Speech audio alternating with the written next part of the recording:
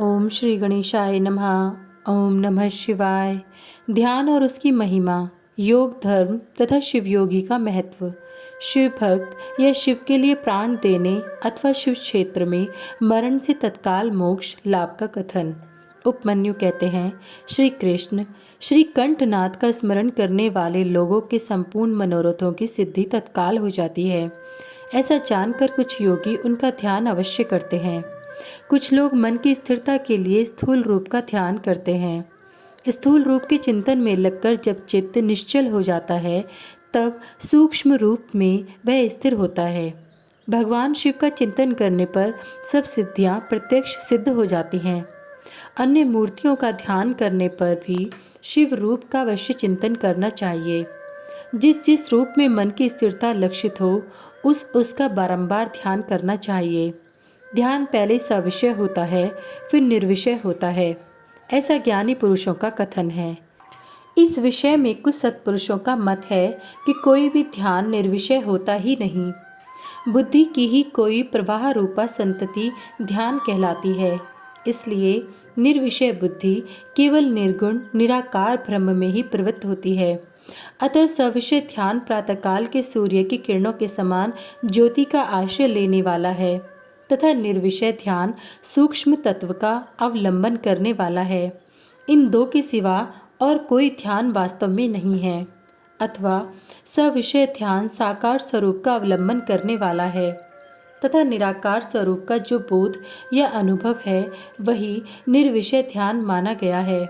वह सविषय और निर्विषय ध्यान ही क्रमश सबीज और निर्बीज कहा जाता है।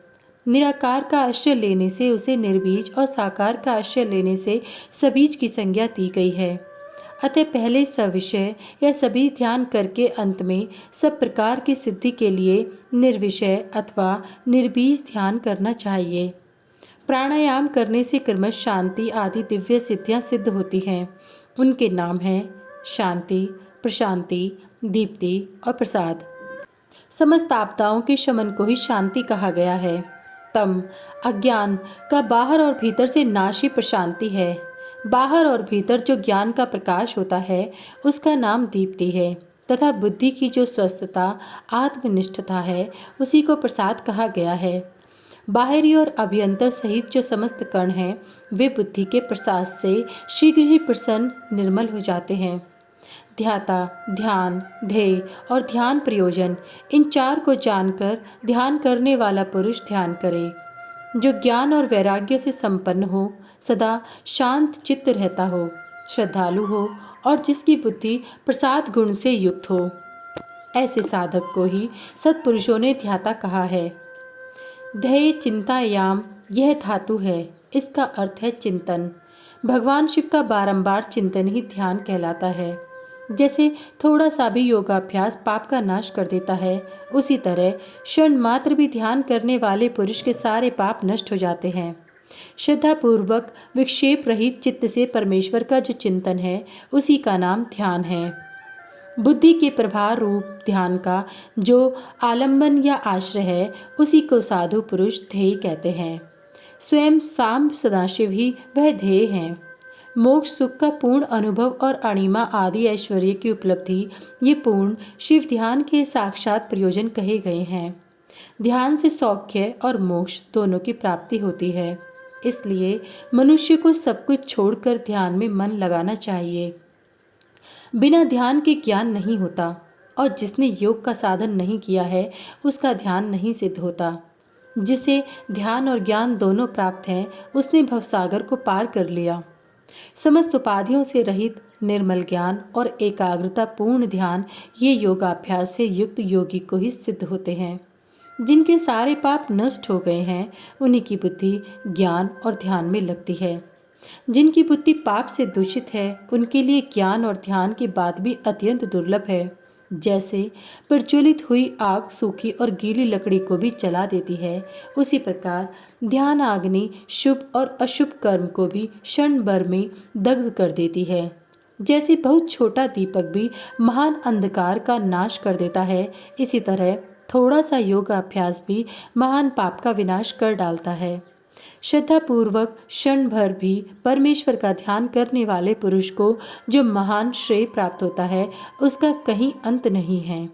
ध्यान के समान कोई तीर्थ नहीं है, ध्यान के समान कोई तप नहीं है और ध्यान के समान कोई यज्ञ नहीं है। इसलिए ध्यान अवश्य करें। अपने आत्मा एवं परमात्मा का बोध प्राप्त करने के कारण योगीजन केवल जल से भरे हुए तीर्थों और पत्थर एवं मिट्टी की बनी हुई देव मूर्तियों का आश्रय नहीं लेते। वे आत्म तीर्थ में अवगाहन करते और आत्मदेव के ही भजन में लगे रहते हैं। जैसे अयोगी पुरुषों को मिट्टी और काठ आदि की बनी हुई स्थूल मूर्तियों का प्रत्यक्ष होता है, उसी तरह योगियों को ईश्वर के सूक्ष्म स्वरूप का प्रत्यक्ष दर्शन होता है। जैसे राजा को अपने अंतपुर में विचरने वाले स्वजन एवं परिजन प्रिय होते हैं, उसी और बाहर के लोग उतने प्रिय नहीं होते, उसी प्रकार भगवान शंकर को अंतःकरण में ध्यान लगाने वाले भक्ति अधिक प्रिय हैं। बाहरी उपचारों का आश्रय लेने वाले कर्मकांडी नहीं। जैसे लोक में यह देखा गया है कि बाहरी लोग राजा के भवन में राजकीय पुरुषोचित फल का उपभोग नहीं कर पाते, केवल अंतपुर के लोग ही उस फल के भागी होते हैं। उसी प्रकार यहाँ बाहरी कर्मी पुरुष उस फल को नहीं पाते जो ध्यान योगियों को सुलभ होता है। ज्ञान योग की साधना के लिए उद्यत हुआ पुरुष यदि बीच में ही मर जाए तो भी वह योग के लिए उद्योग करने मात्र से रुद्रलोक में जाएगा।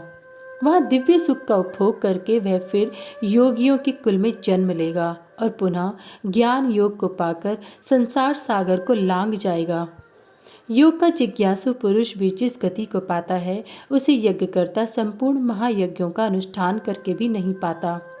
करोड़ों वेद वेत्ता द्विजों की पूजा करने से जो फल मिलता है वह एक शिवयोगी को भिक्षा देने मात्र से प्राप्त हो जाता है। यज्ञ, अग्निहोत्र, दान, तीर्थ सेवन और होम, इन सभी पुण्य कर्मों के अनुष्ठान से जो फल मिलता है वह सारा फल शिवयोगियों को अन्न देने मात्र से प्राप्त हो जाता है।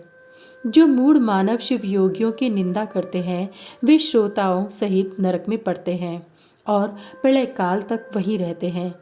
श्रोता के होने पर भी कोई शिवयोगियों की निंदा का वक्ता हो सकता है, इसलिए महापुरुषों के मत में उस निंदा को सुनने वाला भी महान पापी और दंडनीय है।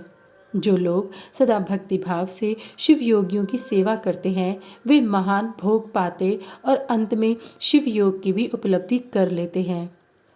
इसलिए भोगार्थी मनुष्य को चाहिए कि वे रहने को स्थान, खान पान, शैया तथा ओढ़ने बिछाने की सामग्री आदि देकर शिव योगियों का सत्कार करे। योग धर्म संसार अत्यंत प्रबल है, अतः पाप रूपी मुद्गरों से उसका भेदन नहीं हो सकता। योग धर्म और पाप मुद्गर में उतना ही अंतर समझना चाहिए जितना वज्र और तंदुल में। अतः योगीजन पापों और ताप समूहों से उसी तरह लिप्त नहीं होते जैसे कमल का पत्ता पानी से। शिव योग परायण मुनि जिस देश में नित्य निवास करता है वह देश भी पवित्र हो जाता है, फिर उसकी पवित्रता के विषय में तो कहना ही क्या। अतः चतुर एवं विद्वान पुरुष सब कृत्यों को छोड़कर संपूर्ण दुखों से छुटकारा पाने के लिए शिव योग का अभ्यास करे।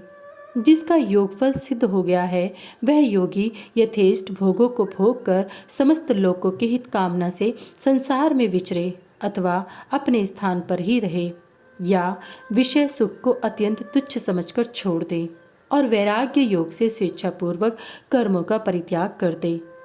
जो मनुष्य बहुत से अरिष्ट देखकर अपनी मृत्यु को निकट जान ले उसे योगानुष्ठान में संलग्न हो शिव क्षेत्र का आश्रय लेना चाहिए। वह मनुष्य यदि धीर चित्त होकर वहीं निवास करता रहे तो रोग आदि के बिना भी स्वयं ही प्राणों का परित्याग कर सकता है। अनशन करके शिवाग्नि में शरीर की आहुति देकर अथवा शिव तीर्थों में अवगाहन करते हुए अपने शरीर को उन्हीं के जल में डालकर शिव शास्त्रोक्त विधि से जो अपने प्राणों का त्याग करता है वह तत्काल मुक्त हो जाता है। इसमें अन्यथा विचार करने की आवश्यकता नहीं है। अथवा जो रोग आदि से विवश होकर शिव क्षेत्र की शरण लेता है उसकी भी यदि वहाँ मृत्यु हो जाए तो वह इसी प्रकार मुक्त हो जाता है, इसमें संशय नहीं है। इसलिए लोग अनशन आदि से शिव क्षेत्र में श्रेष्ठ मरण की कामना करते हैं, क्योंकि शास्त्र पर विश्वास करके धीर हुए मन से उनके द्वारा इस तरह की मृत्यु स्वीकार की जाती है। जो शिव के लिए अथवा शिव भक्तों के लिए प्राण त्याग करता है, उसके समान दूसरा कोई मनुष्य मुक्ति मार्ग पर स्थित नहीं है। इस कारण इस संसार मंडल से उसकी शीघ्र मुक्ति हो जाती है। इनमें से किसी एक उपाय का किसी तरह भी अवलंबन करके अथवा विधिवत क्षण शुद्धि को प्राप्त होकर यदि कोई मनुष्य मरता है तो उसका अन्य पशुओं प्राणियों के समान यहाँ औत्वदैहिक संस्कार नहीं करना चाहिए। विशेषतः उसके पुत्र आदि को उसके मरने से अशौच की प्राप्ति नहीं होती। ऐसे पुरुष के मृत शरीर को धरती में गाड़ दें या पवित्र अग्नि से जला दें या शिव स्वरूप जल में डाल दें अथवा काठ या मिट्टी के ढेले की भांति कहीं भी फेंक दें, सब उसके लिए बराबर है। यदि ऐसे पुरुष के उद्देश्य से भी कोई कर्म करने की इच्छा हो तो दूसरों का कल्याण ही करे और अपनी शक्ति के अनुसार शिव भक्तों को तृप्त करे। उसके धन को शिव भक्त ही ग्रहण करें। यदि उसकी संतति शिव भक्त हो तो वह भी ग्रहण कर सकती है।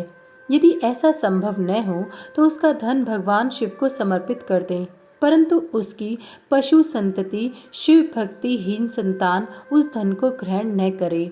अध्याय 39 समाप्त। सभी वेद और पुराण सुनने के लिए हमारे इस चैनल को सब्सक्राइब करें और सभी वीडियो को लाइक करें। अगर मुझसे पढ़ने में कोई त्रुटि हो गई हो तो कृपया मुझे क्षमा करें और कमेंट में हर हर महादेव लिखना ना भूलें। भगवान भोलेनाथ की कृपा आप सब पर सदैव बनी रहे। हर हर महादेव। जय भोलेनाथ।